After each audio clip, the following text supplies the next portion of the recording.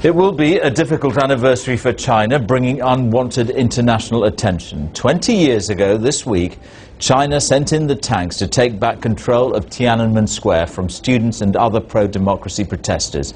From that time, one image stands out of a lone protester who blocked a column of tanks. 4 photographers took pictures of that moment, and we've invited one of them back to Beijing. Jeff Widener tells us his story. So, James, this is where I shot the picture in Tiananmen Square. This is the same floor. And at this point, the army was in complete control of Beijing, was it?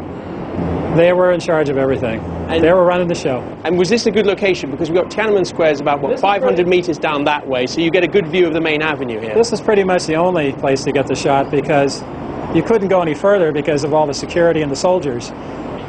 So how did you get up to this balcony?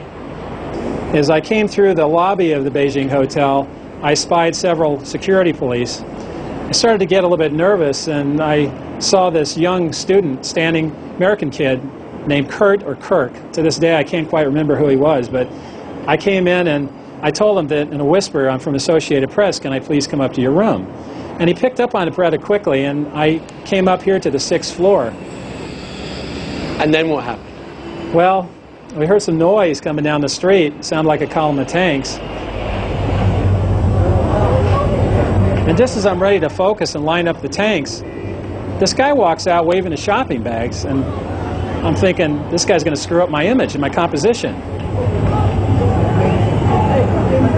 So as I take 1, 2, 3, and then the guy's gone. And then I noticed that something wasn't right, and the shutter speed was too slow. And after that, I thought I'd missed the shot.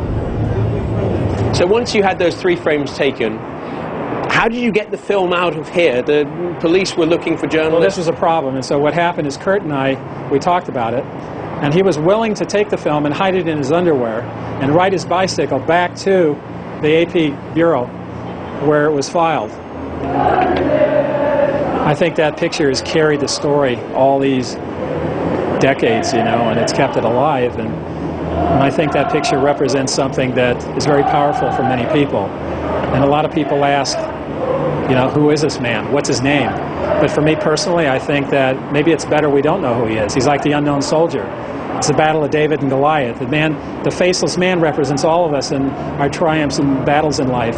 And I think he made his message and what he believed in the fight for democracy. Remembering the Tiananmen Square